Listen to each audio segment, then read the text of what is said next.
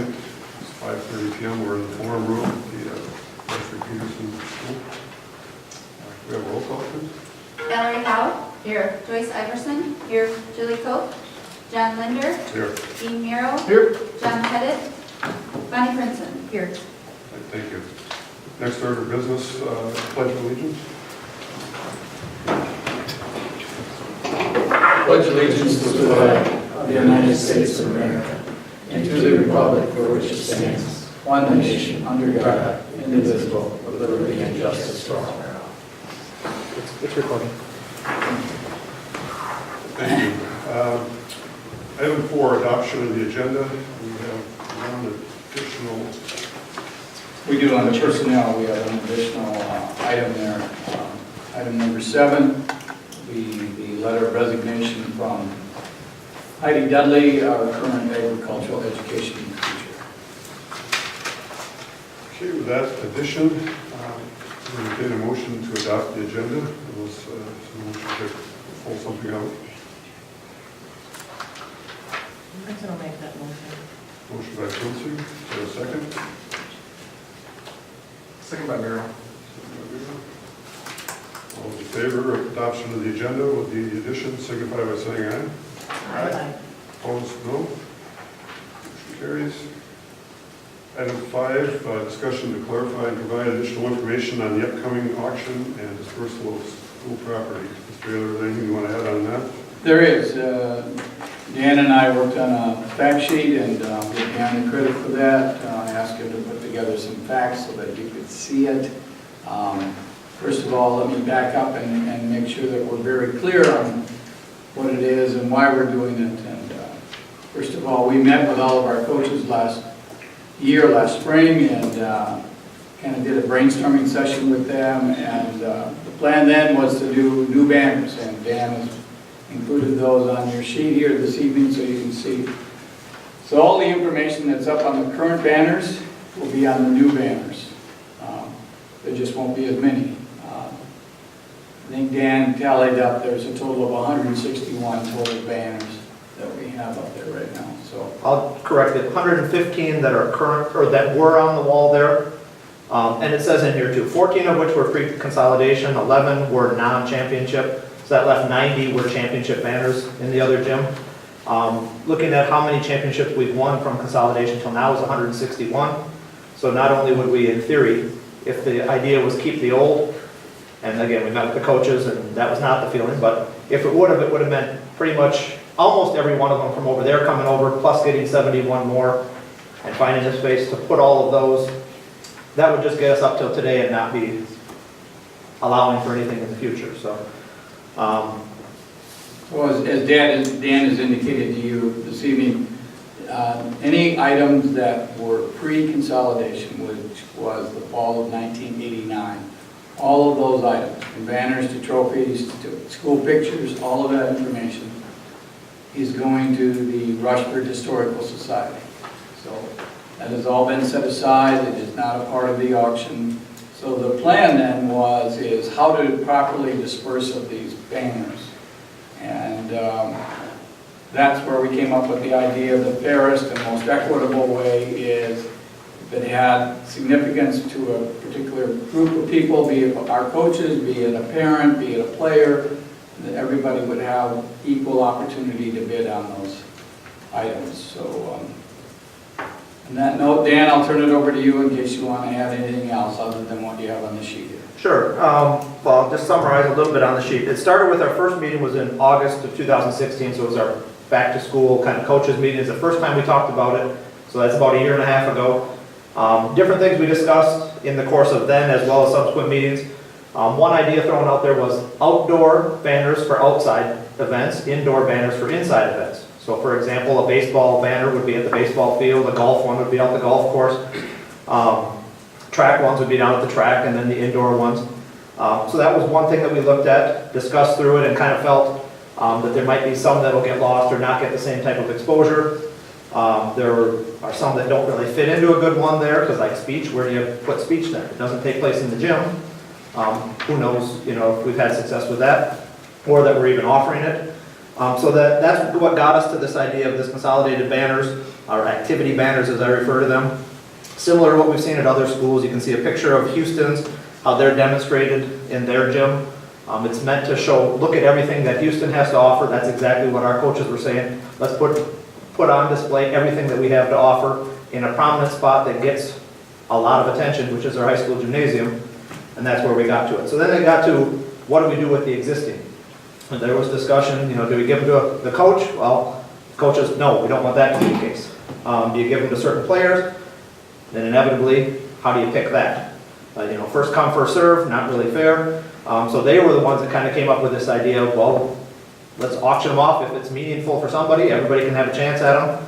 So that's kind of where this all started. Not necessarily meant to be, how can we be as profitable as possible, but how can it just make it fair to get them to people if they really wanted them. Similar to I guess I'll jump into the trophies because that kind of fits in there too. Prior to me taking over as activities director, we'd already gotten to a point of our trophy cases being excessively full. We've had great success, as I shared, 161 championships. It's been fabulous. It's a great problem to have. That's what we're talking about, is a great problem here.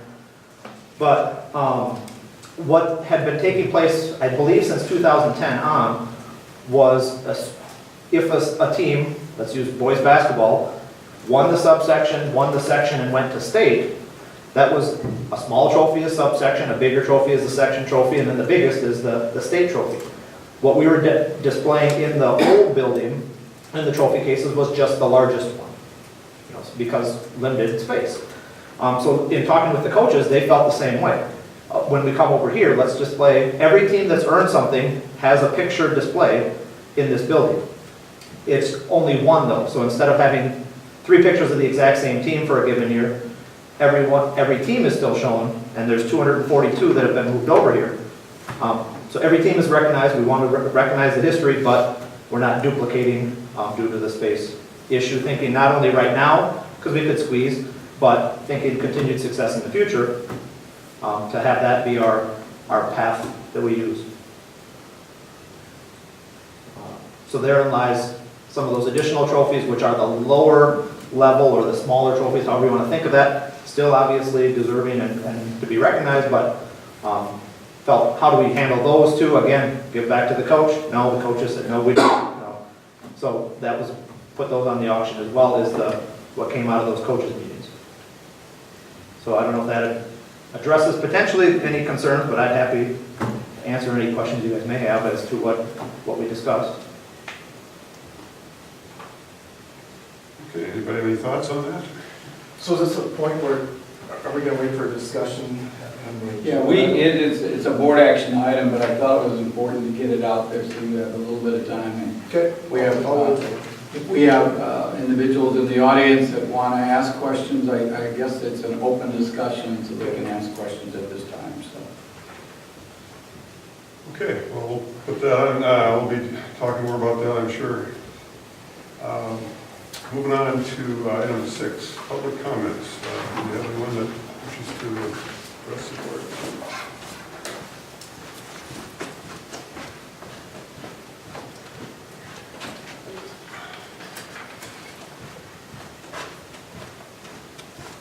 Okay, Judy Techouts, you wish to address this, please? So I'm not here to argue the merits of the decision that was made regarding the banners and trophies, but to call out the bigger issue, which is trust, or more accurately, the lack of trust that the residents in this school district have in the current administration, and the lack of respect that it appears they have for us. The announcement in flyers, newspapers, interviews of this sale without any previous public discussion is a slap in the face to every person who was a part of those banners and trophies.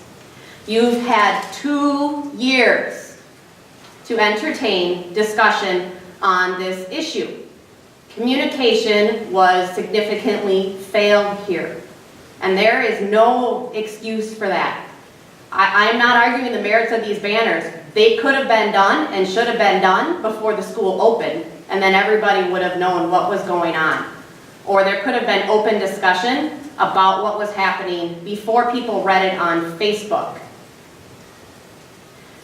isn't the only such decision that was made in the last, or voiced in the last week, that brings to light significant issues of trust for me and this administration. The other one was the decision to move a current second grade teacher to the preschool area, and the significant lack of communication done around that topic. And the communication that was given to us was very disrespectful. The reason we were given that this teacher was going to move was due to the potential of adding some additional students in the very near future and to serve the needs of those students and families. Sure made the rest of us feel like chopped liver. My daughter evidently isn't nearly as important to you as a potential preschool student is. I am under the distinct impression that this board did not know of this decision, of either any of these decisions, and I doubt that you gave the teacher a choice in this decision either, and I doubt you were even going to tell us about the decision except for the fact that we had parent-teacher conferences coming up. I do not trust this administration. The culture in this school is one of micromanagement and intimidation. Teachers are afraid to speak up, and this administration is deaf to the concerns of this community. At least that is the perception, and perception is everything.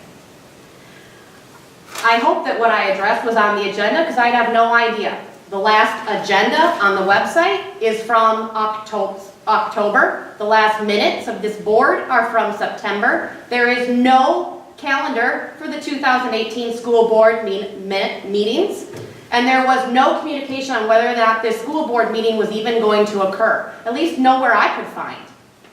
I would assume that should be on the website, communicated to the community as a whole. I would assume that if more people knew that this school board meeting was happening tonight, more people would have attended. Thank you. Thank you, Ms. Tuckett. Ms. Fenningson, wish to address the board? Sure. I guess since obviously I'm the only one other than Judy and a few other people here that I guess are concerned about the banners and the trophies. I guess I wrote Dean an email after talking to him on Thursday about what I saw on Facebook. And basically I'm an alumni. I'm a graduate of 2000. I live in the district area. I strongly disagree with the decision to sell the championship banners from the old school. Dan, this is, thank you for putting the facts together. And actually, as somebody that coached high school basketball for 7 years, I have seen these banners. They're great, and I understand them. And I think going forward with that is great. But the question is, these banners, they might be just a piece of fabric to you, but to others, but to me and other alumni and former players that, proudly wore the green and gold and played for RP, each banner holds stories and memories and accomplishments of that team and what we did for this small community.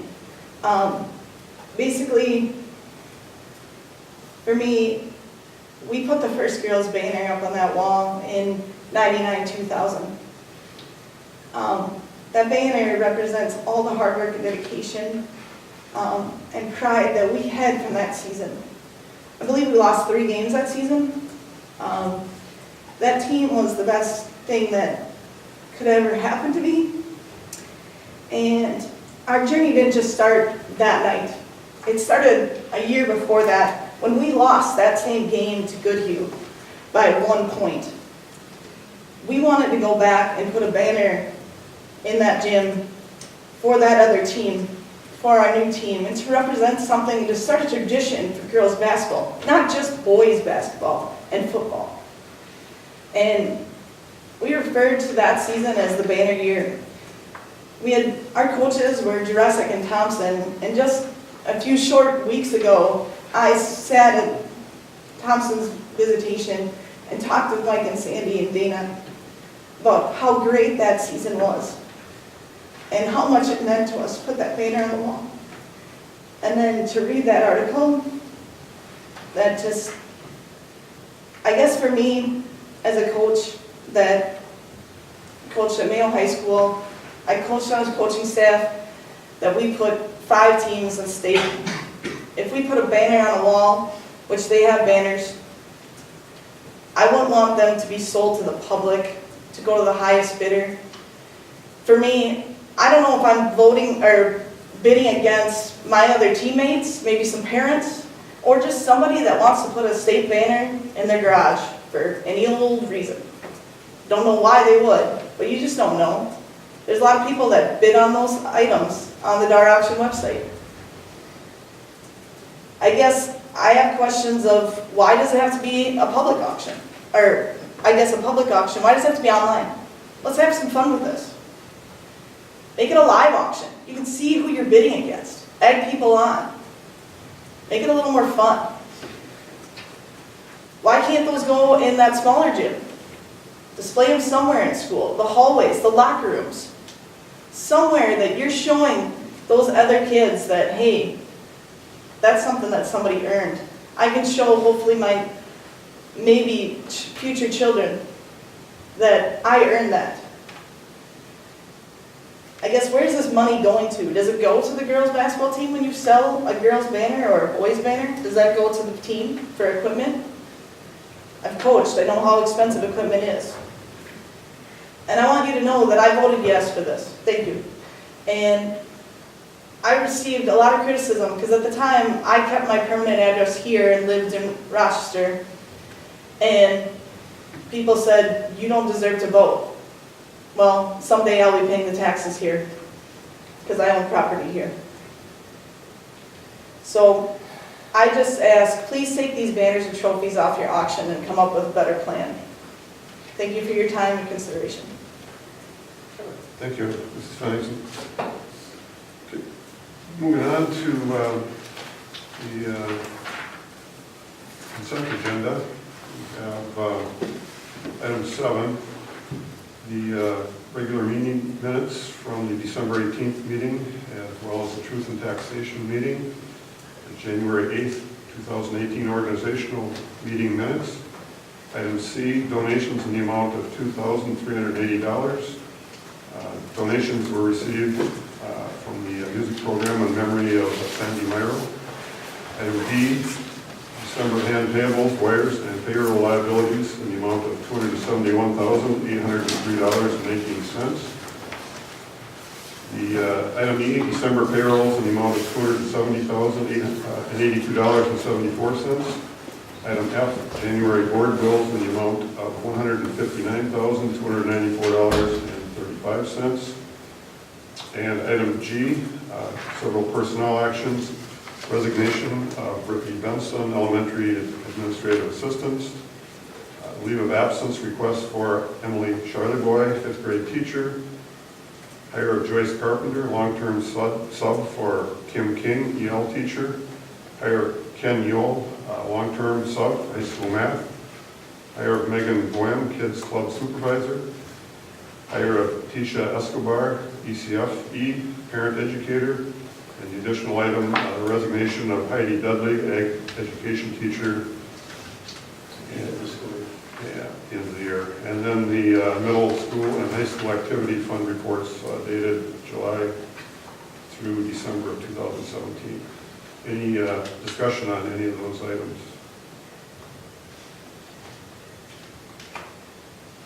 If not, for a motion to approve the consent agenda. Merrill will make the motion. Motion by Merrill, Iverson, a second. second by Iverson. Any other comments? All those in favor of approving the consent agenda signify by saying aye. Aye. Opposed, no. Motion carries.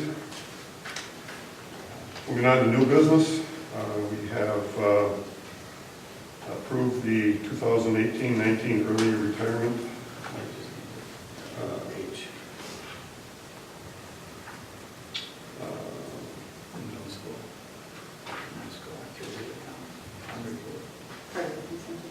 Oh, was it? Okay, I'm sorry. Moving on, item 8, new business, approve the 18-19 early retirement guidelines for teachers. Any comments on that?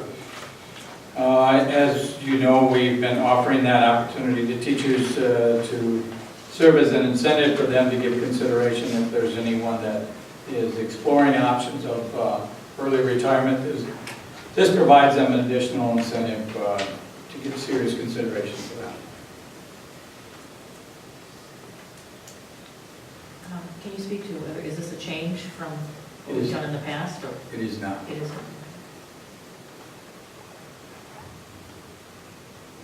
Any other comments on the early retirement guidelines? Not, look for a motion to approve the early retirement incentive guidelines. Prince, I will make that motion. Motion by Princeton, is there a second? Second by Howell. Second by Howell. All those in favor of approving the early retirement guidelines, signify by saying aye. Aye. Opposed, no. Motion carries. Item B, approve the 18-19 school year calendar, the draft. Any comments on the proposed calendar? I'm going to refer that to Mr. Tim to review with you what majority of effort into that. So I'll ask Mr. Tim to highlight anything. It's very similar to what we have in place this year. So Mr. Tim, anything to add to it? No, counting days was the biggest thing that we had on making sure we had all our days accounted for. Of course, the biggest challenge that he faced is with the semesters is trying to balance, so those all have very close in numbers, and so he did a good job of making sure that each of those is relatively close, either a day or two separates throughout the calendar. So he worked with Laura, and also my thanks to Laura and Mr. Tim. We do have this out to the teachers as well, so we're just giving it to you as a board to review it as well. Any questions or comments on the proposed calendar? The winter break day on February 22nd, is that something we've done before?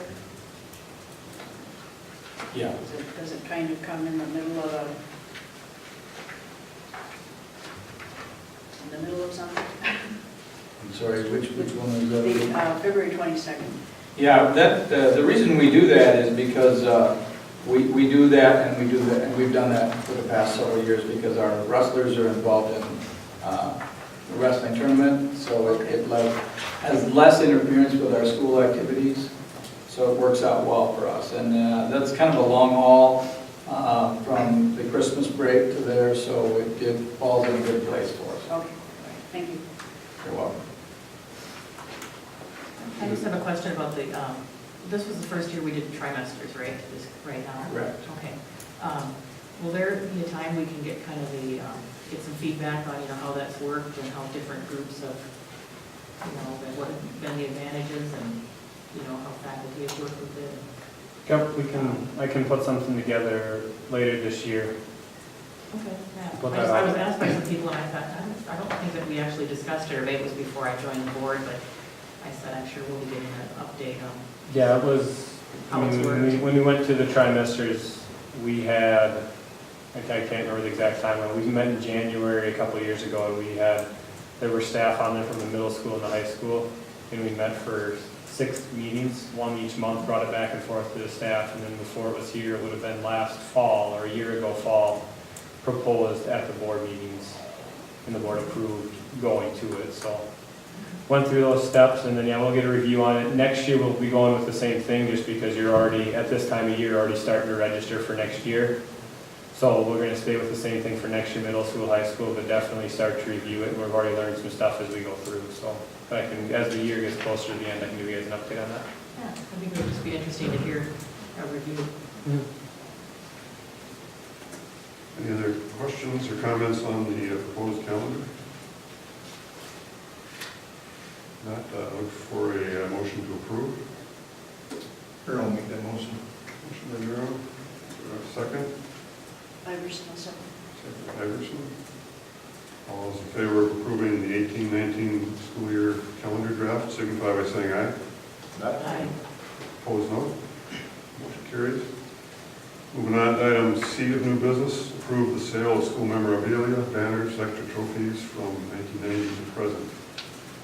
Before you enter into too deeply into your conversation here this evening, please I just want to advise you that this has not been put out there. So it's not on DAR's auction, so we held off with that, so it's not posted on that. So if the board chooses to say, you know what, the public has spoken, and we're going to be respectful of the public input based on what we've heard here this evening. I'm not committed to saying that they have to be sold. It's an easy fix because they're all in the gymnasium, and you close the door, you lock the door, the items are not for sale. And that's the same way with the extra trophies. They're in the library. You simply lock the door, don't let anybody in, because they're all there. So we worked hard to get everything down, get everything placed, but you know what? If the sentiment of you as a board is that now's not the time to do that, I'm more than willing to roll them up, put them in a box, and you assign the task force to take care of it and down the road. We'll simply put them in storage for the time being. I guess from where I sit, I think it should be run like the facilities committee when we had the two issues with community ed and the coaches where there's obviously opposing sides on this. Otherwise, I wouldn't have been receiving phone calls, emails, personal conversations. So what I would see that we would do is set up a committee, get the two, whatever opposing groups, if you will. Well, I'm taken back tonight because of comments made here tonight, a lack of trust in us as administrators. I take that very personal. And we worked hard to get the sale ready. Never dawned on me that this was going to set off the firestorm that it did. But again, the investment of our athletes, our former athletes, there's some significance behind that, and I respect that, and I want to make sure that we're doing the right thing. So again, I will implore you to say, you know what? It doesn't sound like the community is ready to allow that to go forward. And I can also add that I was surprised. I know we talked about some of the DAR auction stuff with some of the equipment, and, but people weren't probably attached to a desk or to a cabinet. So with the absence of John and Julie, I would make a motion that we at least table it to further explore opportunities and run it through a committee. I can be very supportive of that as well. I don't know if any of you got over there to look at the stuff on this weekend. I mean, there was an incredible amount of stuff that's for sale. I mean, and I'm not talking about just trophies and banners, but stuff. I mean, all the hallways, the old gym. I mean, there were refrigerators and chairs, desks, cabinets. I mean, it's an amazing amount of stuff. And you know, I don't know how much of a market there is for that, but you know, we got to do something with it. You know, we got to make a decision on that stuff. As far as the trophies and banners, like Dan said, I mean, it's a good problem to have. You know, our district has been very successful in a number of different areas, and what we have to realize there's only so much room. You got to balance that with what has been accomplished and what's to be accomplished in the future. You want to honor those future athletes and participants in all of the arts and activities. So, I agree with you. I think it's a good idea to have some further discussion and get the community involved in it, and just see what we want to do. I think on those other items, that's probably kind of a fire hazard. So I think the sooner we move, Sure. on those you could hardly wiggle through some of the halls. Well, So. again, and I'm fortunate. I think we're fortunate that we didn't. That we did get some community feedback, and again, I want to do the right thing for the right reasons. And so now is not the right time. I'm all in favor of simply supporting your decision this evening.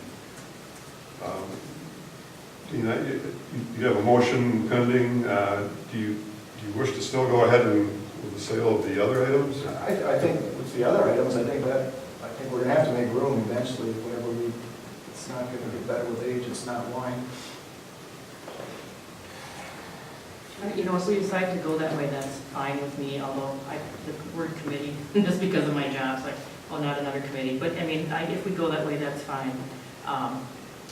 And you know, the people that spoke tonight, obviously there was a communication problem. I think as a board, I remember a discussion about just that the Historical Society was interested in the things pre-consolidation. What I didn't know about was the banners, you know, making the new banners.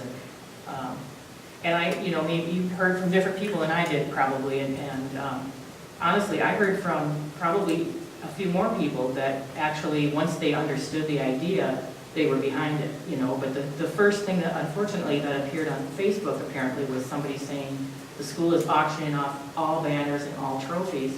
And people reacted to that, which is unfortunate because then it gets, you know, kind of nasty and they're assigning motives to the board. And but a lot of people said, okay, now, you know, I wish it had been communicated, but I talked to quite a few people who thought it was, once they understood that the plan wasn't just to auction everything, thought that it made sense.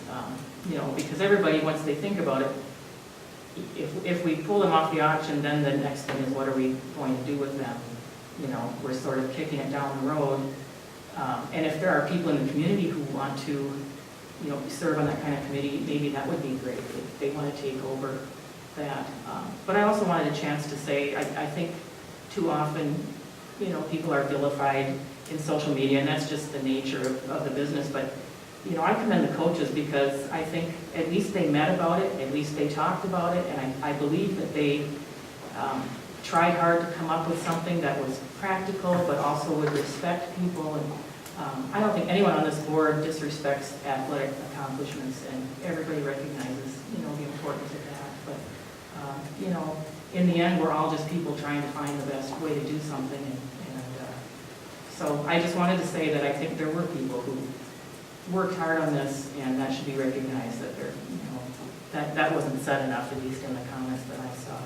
And if we want to go the way of a committee, that's fine, but I almost think that maybe we should get the public more involved in it. If that's our goal, instead of us forming a board committee. No, I would Let's have a public committee. Yeah. And We could run it right through the facilities committee, it's totally tied to that. I mean, we're going from the old facility to the new facility. And we worked through that with, what did we have, 3 meetings? It wasn't hard. It just seems like it's more of a personal kind of emotional issue, I think, for the public, that maybe it'd be best if we let them take charge rather than running it through our committee. I don't know, I'm kind of thinking off the top of my head, but. I did talk to 2 coaches and they did not support selling the banners. And when I start reading stuff where the coaches decided, well, I mean, I don't mind taking the coaches' inputs, I don't mind taking booster club input, but that's district property, so the board should decide that. But if the coaches approved it in the booster club, that wouldn't be enough for you? Well, I mean, they could bring it to the board, but when I read some of the writings, it said the coaches, well, I think the email that Chuck sent out, the coaches decided this, and it's not their decision, I'll gladly listen to them.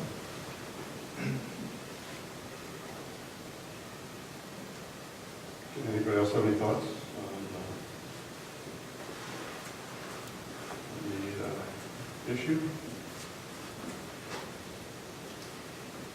So if I understand your motion, you are recommending that their sale of the school items other than the banners and trophies go forward, and then there be a citizens committee, or are you? I'm open to either. I mean, I guess any public input would be helpful, I think. At least give it a little more time and let people work through this.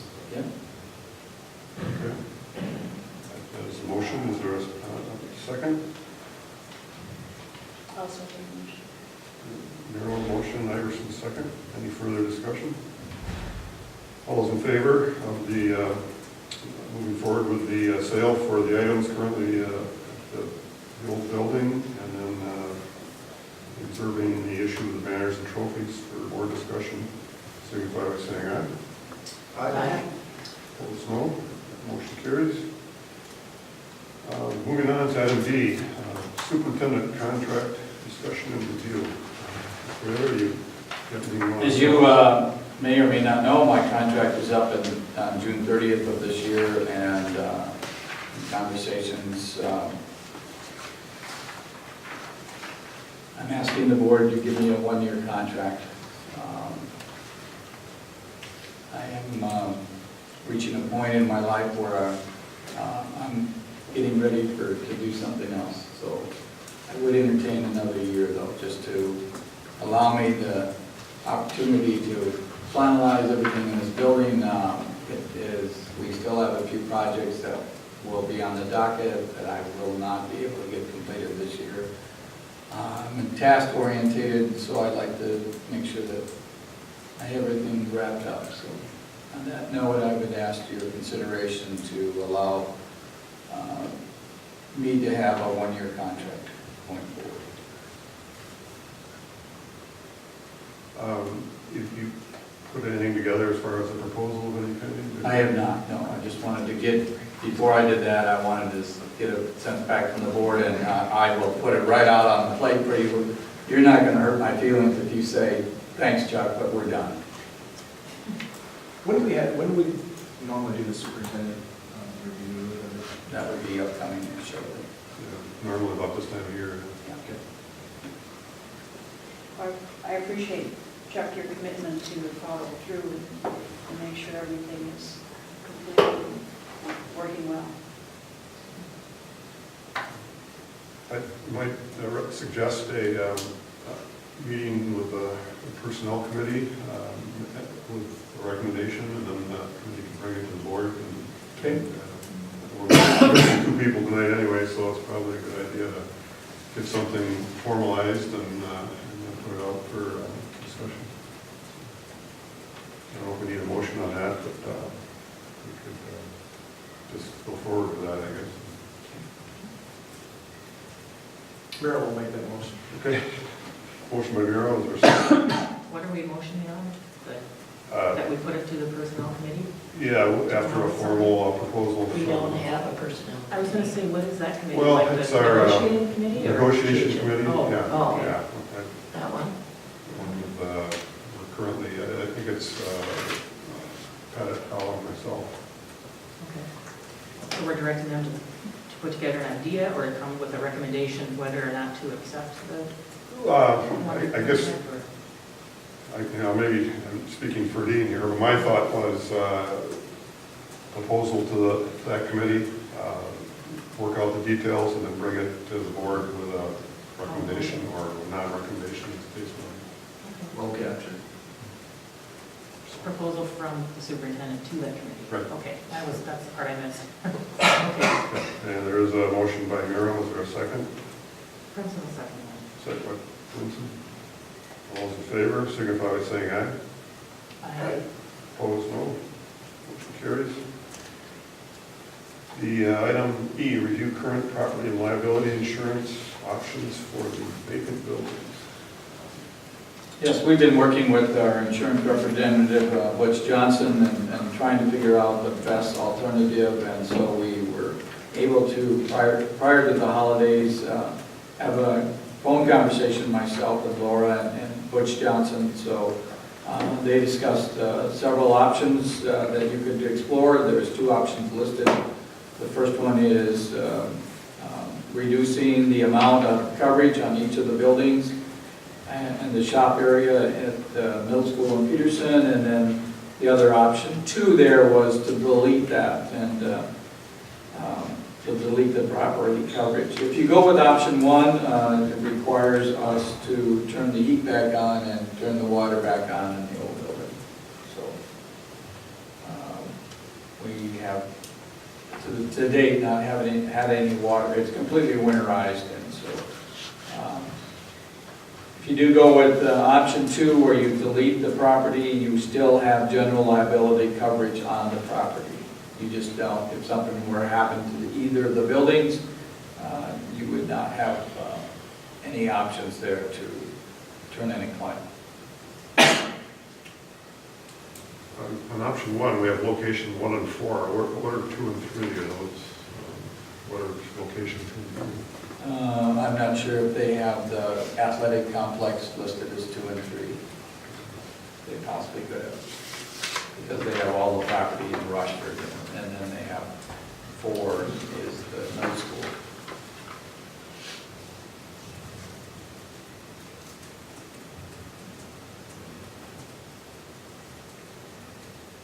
When it's, our insurance is current until 1st of July, is that? General liability. Yeah. 7/1/18, yep.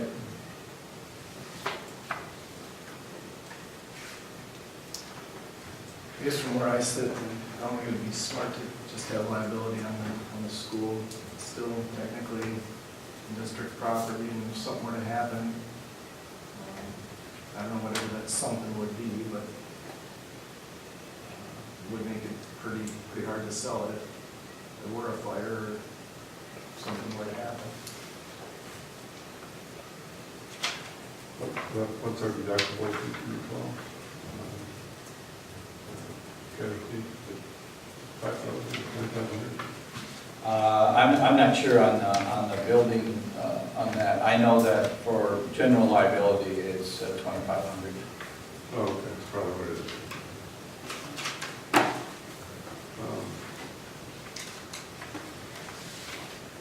No new information about anybody interested in those buildings or? No, I guess if you were going to pursue that, I would recommend to the board that in February, we bring a proposal to you to put out an RFP on both buildings.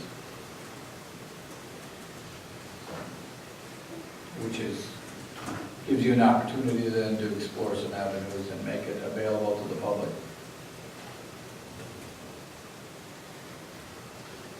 I was kind of under the impression that's what we were doing behind the scenes, working with our lawyer. We have done some groundwork and yeah, I think we're ready to roll that out. Okay.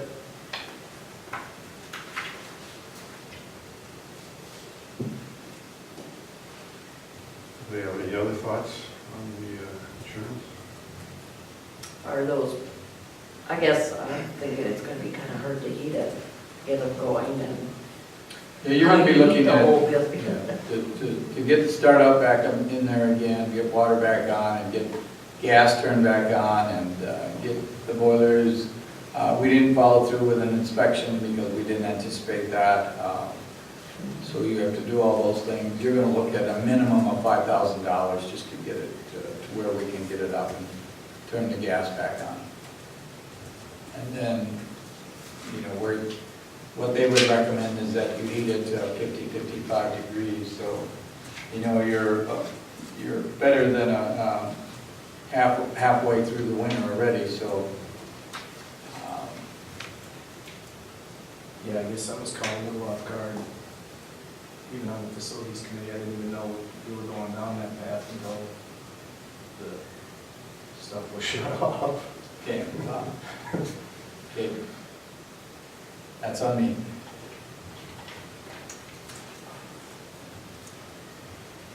So would a motion be in order for general liability? Yeah, if there's any further discussion, I guess I can understand your concern, Dean, but on the other hand, I'm not sure with a $2,500 deductible. I mean, if a total loss, we'd be responsible for a cleanup, but I think a total casualty loss is pretty unlikely. A lot of expenses here for buildings that, I don't know. The liability is my biggest concern, make sure in case somebody gets hurt. That looks like we'll be covered there. So we're voting, or the motion is just. Well, we haven't gotten a motion yet, I guess we're still discussing, but I'm certainly open for a motion.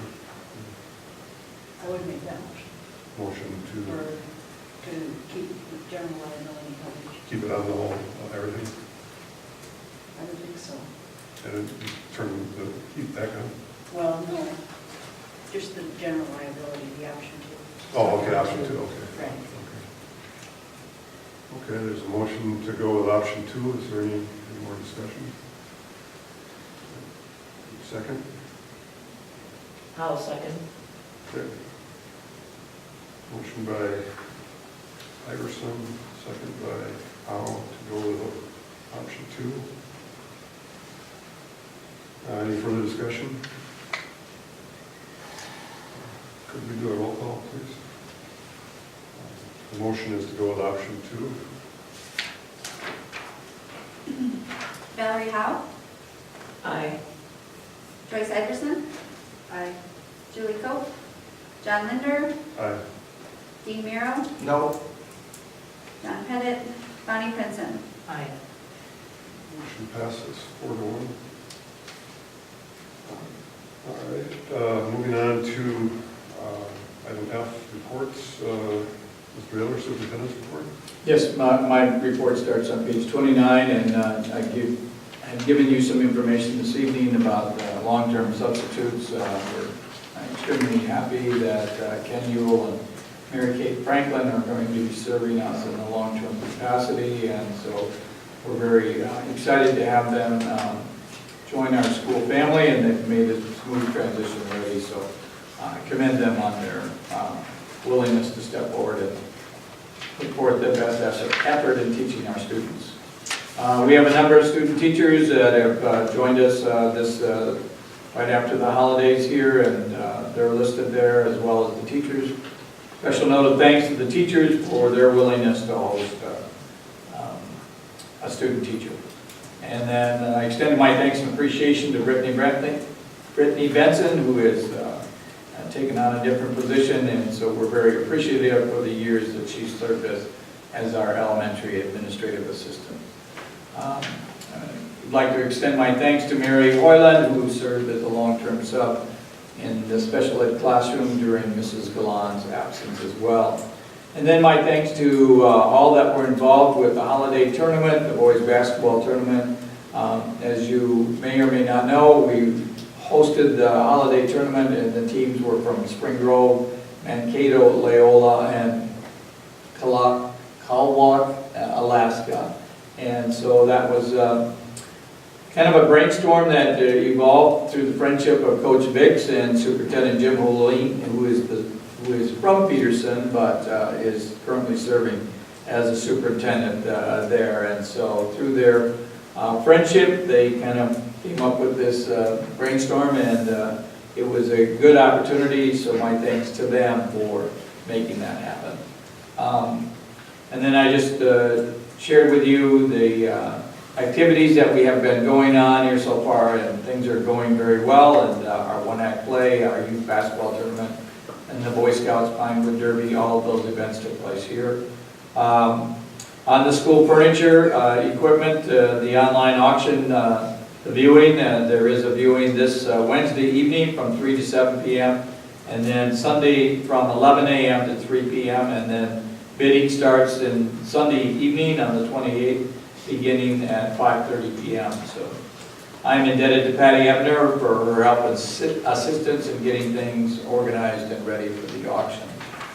And then on page 31, just to bring to the board's attention that John Stower, who was an employee of ATS&R, and Tim Robertson, who served as our owner's rep of ICS Consulting.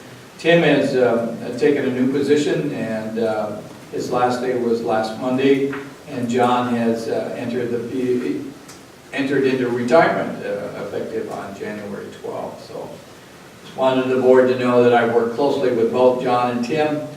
I consider us to be blessed to have them as leaders and advocates for the construction phase of our new school, and I enjoyed the pleasure and got to know them on a very personal basis, and very appreciative for the outstanding job they did.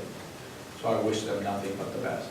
Scott Johnson of ICS is Tim's replacement, and Scott and I have spoken already and exchanged emails, and things are moving forward. And here, as I indicated earlier this evening, that we're trying to wrap things up in a timely manner. And then there's some upcoming meetings on February 10th, our legislative committee. We have the legislative forum that's taking place in Rochester, and so most of you have indicated that you're interested in attending that, and that's a very productive day as well. So that is my report. Happy to answer any questions, concerns you may have. Has Mrs. Benson been replaced as administrative assistant? She is not. Our timeline on that is we posted internally, we will post externally, and we hope to have someone in place by the end of February. We have a committee set up to do the interviews and to work with us in that effort to find a replacement. Any questions for Mr. Ayler? Welcome. You were gonna hire Tweak and Lynn for that position for? For the ECSE? Yes. Yeah, for that special ed. Yep. You're hiring now? We have, yes, again, as you heard this evening, the parents Yep. provided us their feedback, we reflected on their input and decided that not to move forward with that plan, and so we have posted that position as well. Oh, okay.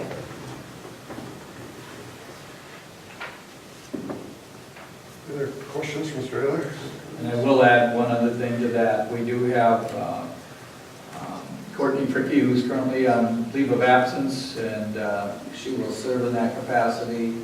And if we're not able to find a suitable replacement or someone with the proper licensure, then we will give serious consideration to assigning that position to her for the remainder of the year. And the person that's currently serving as her long-term sub will remain in the early childhood program. Okay. I was just making sure. Yeah. You're We getting will, a special we will not ed. move forward, I can assure you, in my tenure. In the rest of the time I have here, everything will be posted. We will go out and post everything. No, I'm just making sure that we No. got that special ed teacher Yeah. that we needed. Yep. Got it. Anything else, Mr. Ayler? Sorry I'm late, but are we on number 6G? We're on number 8, F2, Community Ed Report. And you have, are you doing that, Mr. Ayler, or is that? Sure. Ms. Lawson? Yep, page 32, community ed. Lisa lists the activities there that are going on as far as youth enrichment, and again, just a number of things going on and all very positive. The youth recreation programs that she has up and running, and the MAT Club as well. And they implemented open gyms in January here, and those run from 1 to 3 p.m. And so it's a good activity, especially in the wintertime here when we're limited to outdoor activities. Adult enrichment activities she has forthcoming. Of course, we held the 4-hour driver improvement here, and it was an excellent opportunity to have them here. And we had 16 participants in that, and then we have some upcoming classes as well. Adult recreation, badminton started last Tuesday, and that's a good turnout for that. And as always, we have a number of adults that have come in and are continue to come in and utilize the hall for walking. And then on Wednesday evenings, we have adult open gym for adults, and that runs from 7 to approximately 9 o'clock. And then Kids Club, again, just to review there, sharing with you the numbers that she has. And then the Little B preschool, their Christmas program was well attended on December 20th. And families appreciated the opportunity to see their children on stage.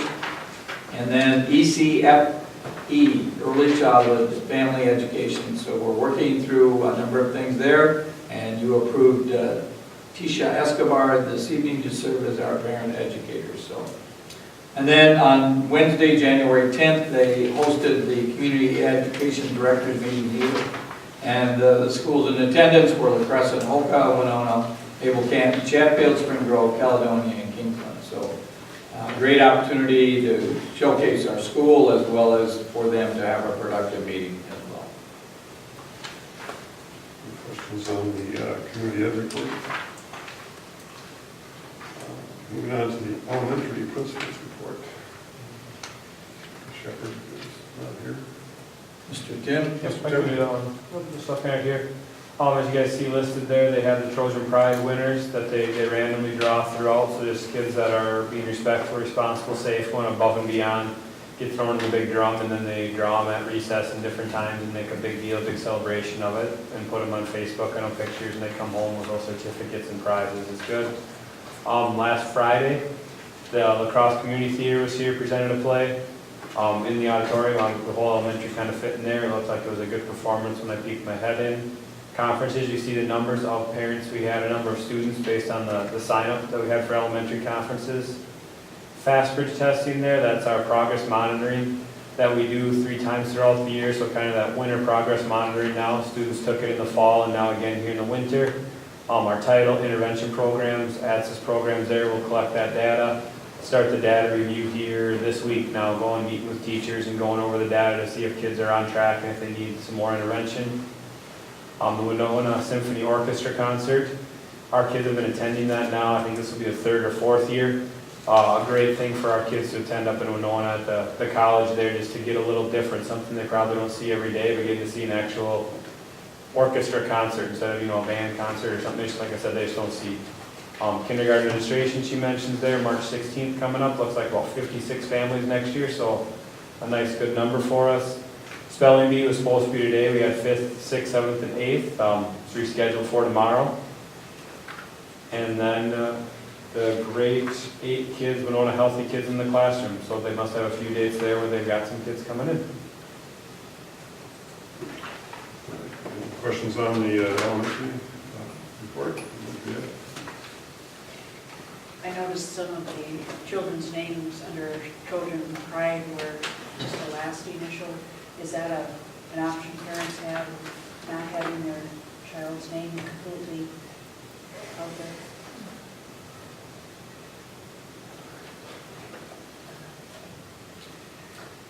I think it makes sense if Sure. that's the case. Yeah, couldn't answer that one in the elementary, sorry. Thanks, Mr. Kim. Are you doing the high school report as well? Yep, middle school, high school report. The big one there to start on top is registration meetings.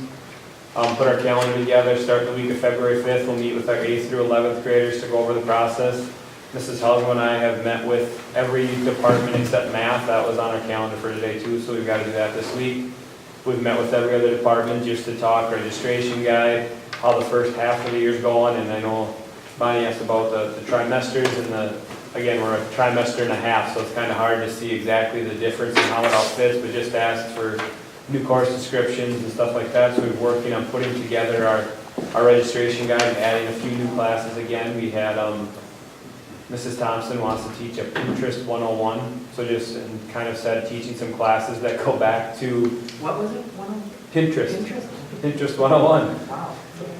And it's kind of cool. She said just kind of teaching the kids of, like little sewing skills, stuff like that. And it's even teaching them that, they have Etsy shops where there's people out, there's boutiques out in Maine that sell stuff that you would never see unless you're out visiting Maine, where now you can buy it online. So starting to teach the kids some of that cottage industry stuff from back in the day. So that was kind of her goal. With Mr. Mahalan, we have an opportunity, since he has his doctorate, we're going to work to have a college level chemistry. Never been able to offer that before, so we're working with Minnesota State Southeast to hopefully offer another concurrent enrollment class with that. So those are a couple of the newbies that we have for next year that we're working on for sure, but just some opportunities for us. Next real big one there, that collaborative senior day. That's coming up in March. We have another meeting in February to plan it, but just hopefully a real good day when you get all 4 schools together, all the seniors. It's going to be held at Minnesota State Southeast. 225, 250 seniors all there one day, and it's going to be broken up into 4 sessions. They've got like a keynote speaker. One of them was working on just kind of someone bigger in industry in the Winona lacrosse area that can kind of talk to the kids to kick off the day. We've got some team building exercises. We're bringing in a lot of business people from the area to do interview skills with all the kids, and then kind of breaking out sessions of stuff like, one was like, oh crap, I don't know what I'm going to do next year. Still, and just kind of having people talk through them with that, like the job market, how to find jobs, and just a great way to collaborate with the local businesses within the whole southeastern Minnesota area. And one of the big things they talked about was something like HR, where people might not know that there's HR jobs all over the small towns. It doesn't have to be at just a big corporation. So it's a great collaboration that allows our businesses in the area to show our kids that there's good jobs in the area, and they don't have to go to bigger cities, and then vice versa. Artwork display there, we have our at Lanesboro Juried Art Show. That's wrapping up this week. We have some kids that have some pieces of art there. Our WE Group's holding their annual cancer awareness fundraiser, where we have some basketball games. They have the t-shirts that they're selling. They have some silent auction gift baskets they're putting together. A great week coming up in February. A group of our seniors, a couple seniors that went down to the Simcac food shelf 2 Thursdays a month. It was kind of an email that came from them to me earlier this year. Jake Paulson's been leading it. It's been him and like Ben Ansel and Jordan McNamers went some, and Keating Ditton. That's been kind of the group that's going. And they just kind of go down there, they help stock shelves twice a month, and then they're there, and they've promoted it as people can come in and get groceries during that time, and they carry them out to the cars for them and stuff like that, just to say hi. Then at the bottom there, a lot of our upcoming activities. One Act Play is coming, 6th grade science fair, our RP Fine Arts Night, this will be the 3rd year we're doing that. It's going to be hopefully bigger and better than ever. Our goal this year is to have, we got a choir concert, we'll have some of our speech kids give speeches, we'll have a true intermission. At the intermission, we'll have woodworking displays, art displays out there. In addition, Mrs. Thompson's going to have her advanced foods class make some appetizers that we'll have sitting out there to eat, and then go back in and finish with the band concert. So just a great night to show off our fine arts that don't always get that evening recognition or evening shows like some of our athletics do. Well, I can entertain any questions you have on middle school, high school. I encourage people to go to fine arts. That was really impressive last year. Oh, and then to add, Amazing what the kids could do. yeah, we're going to have, Mr. Musselman has a media arts class, and we're going to have one of those students design the flyer, and then hopefully get that posted around town too. So, like you said, a great way to show off what our kids can do. Anything else from Mr. Tibbs? Thank you. Mr. Beaverdorf, you have something on the activities director report? Yep, I'll go fairly quick here. We've got 19 more home events still this winter, so it's been busy. It's still going to be continuing to be busy before we end or approach the end of the regular season and start with playoffs. As far as the invitations, as Val just said too, as far as attending that Fine Arts Night, there's a couple other invitations we can throw out there. The One Act Play will be performing for our students on January 26th. I know Mr. Tim noted that. And then also a 7 p.m. performance for our local people as well. So that'll be the night of the 26th. And then we're hosting subsection One Act Play contest on the 27th. So if you can't make it the 26th, come the 27th and see our RP school as well as 5 other teams in our subsection competing that day. Another one that I did not include on my upcoming ones, and I apologize for not including that, is on February 19th, we have a special high school jazz band concert, which we have some guest performers or an outside group coming to play as well at that. So that's President's Day on the 19th.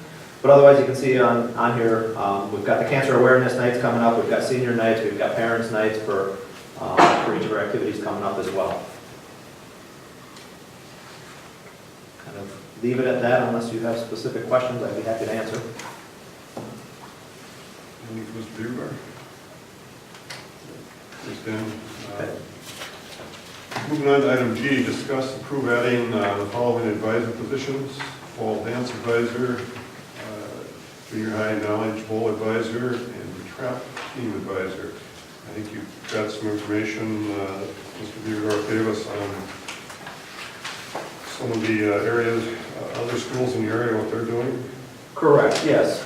My understanding is, in terms of how this works, and you guys can correct me if I'm wrong, but I believe that to create new positions, it has to happen at the board level. In terms of compensation, though, that goes back to the EA negotiating committee, so they are the ones that actually bring a recommendation on compensation, I believe.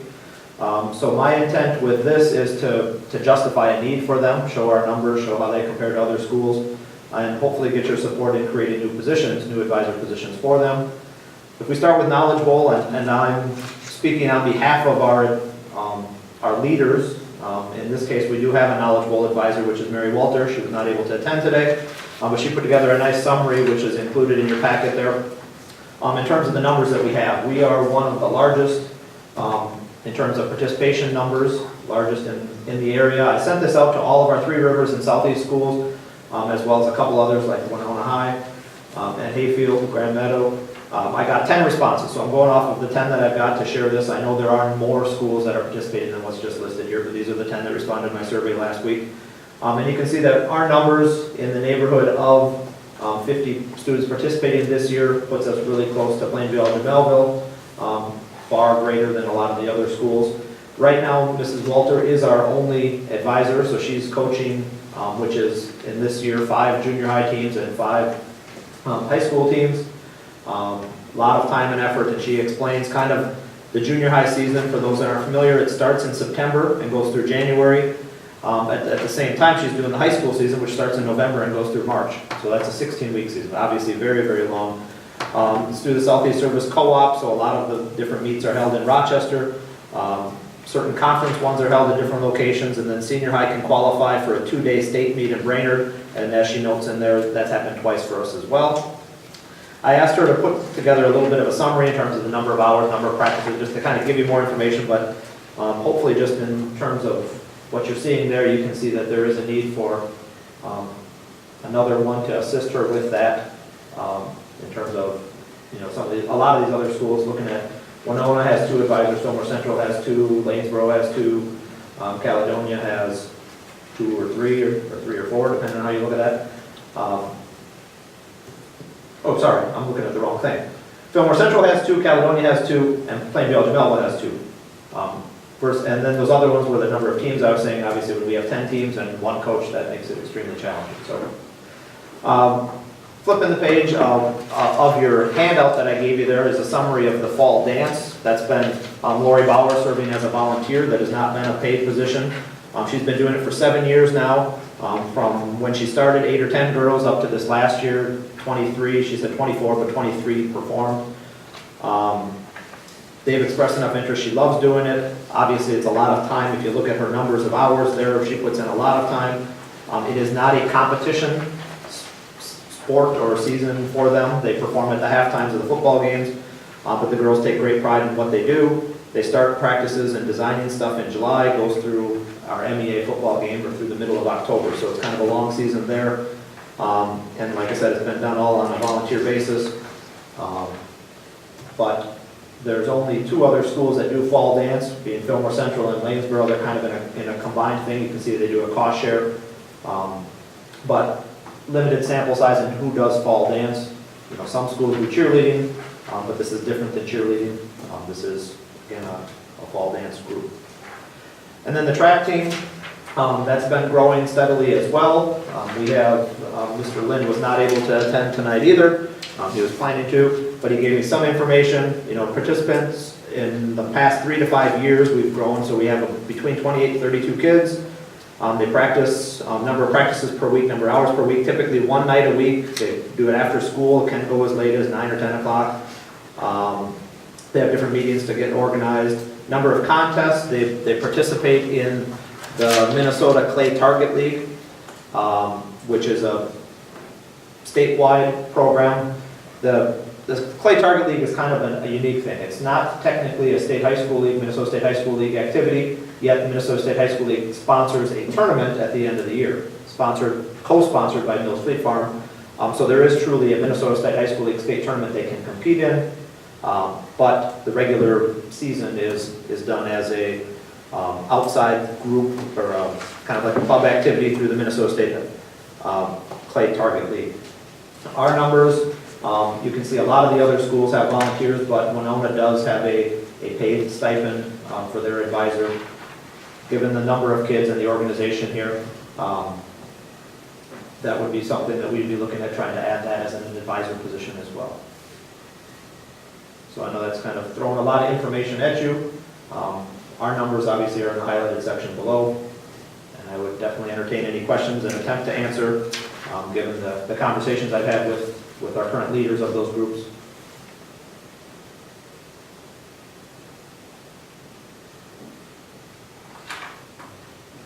Do we have any thoughts? So just to clarify, Knowledge Bowl would be just the creation of a second position, and then as Mary alludes in hers, is breaking it down, whether it be a senior high knowledge bowl advisor and a junior high knowledge bowl advisor. So it'd be creating a second one there. Trap team, if we do that, that would be one additional, or one new one, and fall dance would also be a brand new advisor position. I think when you started your talk, Dan, I think you said something that kind of caught my attention as a kind of snag. You said that the board would create a position, but the Teachers Association would decide how much they were going to be paid. And that kind of... I don't know if that's accurate.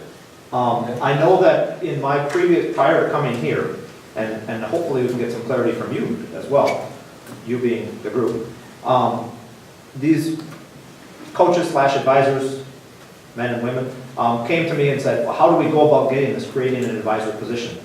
So I had talked to our union side of it and said, is this something, because I know that our advisors are on our master agreement. So I don't know, which way does that go? Does it have to go from that side, brought, they create the position, or does it come from the board to create the position?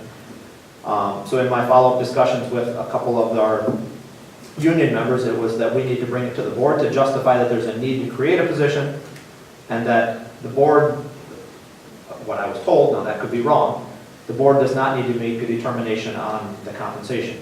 But if that's incorrect, I could certainly, if there's an agreement to create a position, I could come at a subsequent meeting with a recommendation as to compensation and get more information than just these 10 schools that responded as well. Is that, John, did you understand that's not accurate? No, I said that raised a flag to me, interesting. Okay. I was going to ask if these two steps can kind of go hand in hand, that a proposal be made for what fair compensation would be, and then come to the board to accept or reject that, or negotiate. Okay. I didn't know, which comes first, the chicken or the egg concept, and I know this is different. But what was relayed to me prior to this evening was that I needed to bring it to these other people were going to be here too, bring it to you as a board to say this is a need, we need another advisor for these different activities, or a advisor or another advisor. And then from there, then it would go, but the first thing would have to be that the board would agree that there's a need. But Would this be advertised just like a position? Tell us how you'd like to proceed. I think it should be. I think it. Again, you heard me say tonight, we're not moving forward unless we post everything. so I guess if there were the board, and I We're don't going know. to apply for it. Yeah, if you guys determine, yes, we want to create these positions, then the next step would be how much are we willing to pay, and then how do we find the person, or then we post, yeah. I have one other just little snag. It kind of maybe goes along with what John said a little bit, but you're saying you want us to create these positions, but obviously for track shooting and fall dance, there has been somebody serving in that position. It's just that they're not paid. So it's a little confusing to me. Are we just deciding that these people should be compensated? Or to say we're creating a position, somebody has been doing that position, so it doesn't seem like we're really creating a new position. I don't know, maybe I'm hung up on the wording of it, but, okay, thank you. Yeah, I'll just read the last 3 sentences, I believe, of Lori Bauer's message. I can read it. Yeah, it just says, I've tried very hard to make this a positive, good program for all the kids involved and would like to see it continue for many more years, but there does need to be some compensation for time if anyone else were to even consider taking on the position when I'm no longer there, is what she's trying to say. That's her fear, is that she said she's committed to doing it 1 more year. When she steps away, if it isn't a compensated position, she fears that it's going to fall apart. Dan, the Knowledge Bowl is already compensated the advisor, but the other 2 are not. Is that a position that's already been created? Which one? The trap team and the fall dance team, obviously those events are taking place. Correct. But are we, I don't recall the board, I think we did create a trap team, and was done by volunteers. It was done by- yeah. When it got underway, it was strictly done because it's not recognized by the Minnesota State High School League. So as a result of that, it was basically done by volunteers, and it's still done by volunteers. And so Dan is just being proactive by coming to the board saying, eventually, that people get to the point where I've made a commitment, and now I'd like to see some compensation for my commitment, because the program is growing under their leadership, so, yes. At the same time, as the board is kind of heard here this evening, is that regardless of the fact that they're the volunteers, if you're going to make a paid position, then it becomes a different. That's exactly right. It becomes a little bit different. So then you put it out there and you advertise the position. You thank the people that have served as a volunteer for building the foundation, and you can take that into consideration when you select a candidate for that position. I agree 100%. It seems like the Knowledge Bowl is a little different though, because there is a position.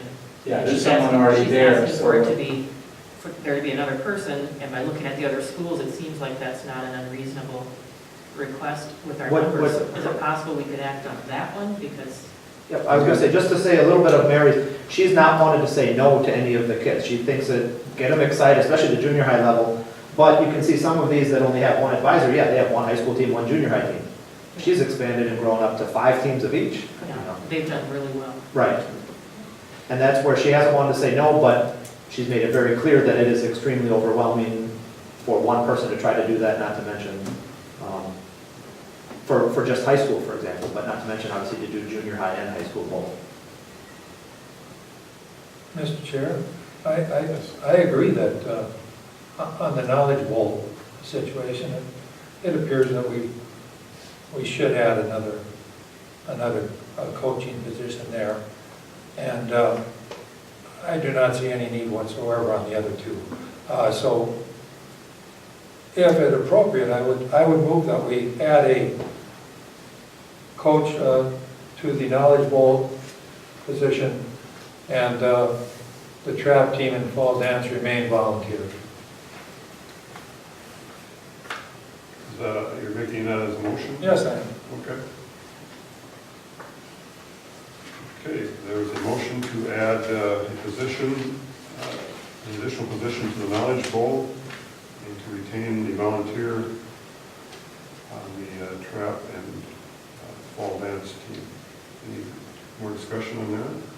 At the risk of talking too much, I would just say, I'd be a little more, I'd like to second John's motion, except I'd like to just say, let's just keep it to Knowledge Bowl, and I don't feel like we have enough information yet about what our role is in creating the other, we're not clear if we're asking to create brand new positions for trap shooting and fall dance, or just to pay the people that are doing the job. So I guess I'd like to just leave that out of the motion and just have the motion to add the second advisor or coach to Knowledge Bowl. You willing to revise your motion, or you, your thoughts? Because I don't want to say we're saying forever those are going to be volunteer positions, because that's kind of a slap in a way, but I also don't feel like I know for sure what we're being asked to do with those, so I'd rather just leave them, I Well, I think we're being asked by one individual in trap and one individual in dance to pay them. That's what I feel we're being asked. And I don't think we should.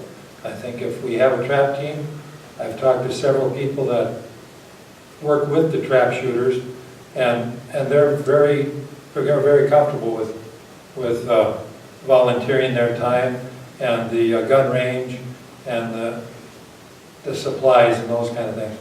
I don't know much about dance line or fall dance, so I can't say for sure that's what it is, but that's why I would not be in favor of having those people come back, even with more information, and ask for a paid position.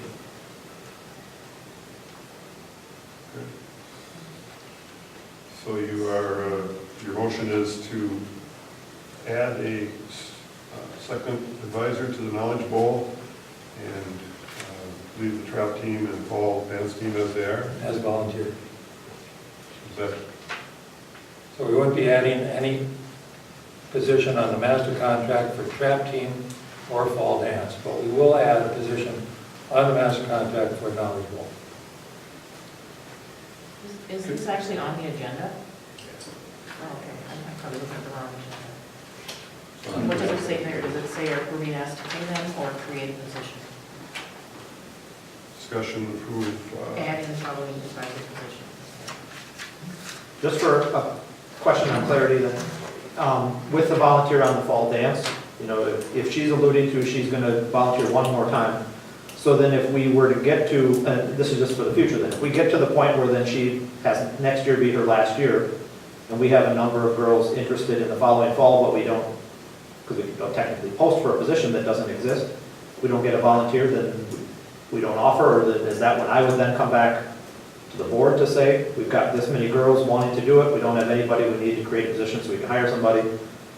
I'm just, Dean's nodding, so if that's what we do, then, Yeah. okay. I guess we have no idea, no way of knowing that if Right. I don't know Mrs. which way to do it Bauer either. resigns, we have no way of knowing that there won't be another volunteer or, I Right. guess, yeah. and So, all of these can be revisited. I guess one of my questions is, what other advisor positions do we have? I mean, we have three of them, I can think of, you know, speech and one act play, and I mean, there's, Class advisors. yeah, there's multiple advisors. There's multiple. Yeah, I've got the list someplace here. Different advisors that we have is FFA advisor, Math Wizard advisor, Knowledge Bowl advisor, the annual advisor, head speech and assistant speech coach, but that's listed under the advisors. All school play, one act play, head senior class, assistant senior class, and then junior class, student council, Spanish club, seniors give back advisor, and drama club advisor. So those are kind of all the ones on the master agreement.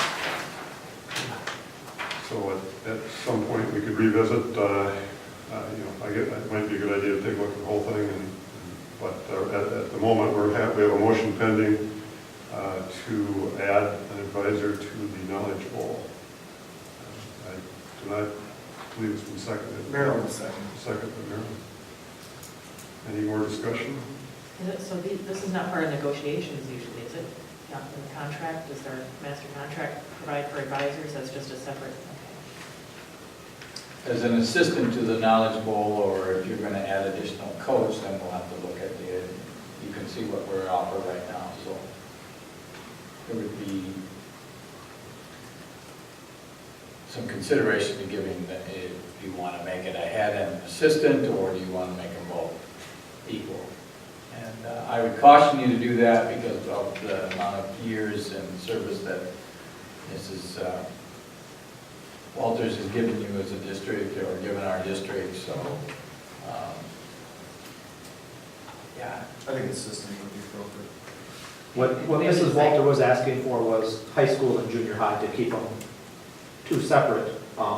Looking at how Plainview does it, they do pay differently based on the high school versus junior high, versus Fillmore Central keeps it the same, but the way she viewed it as one in charge of the high school teams, one in charge of the junior high teams, and then, again, I don't know how the compensation part works or when that gets figured out. Well, does that have to be part of our motion, how they'll be compensated? Generally, that is handled by the negotiating team because it's It'll be added to the master. a master contract. John, do you want to change the motion to say assistant knowledge bowl advisor? Absolutely. There we go.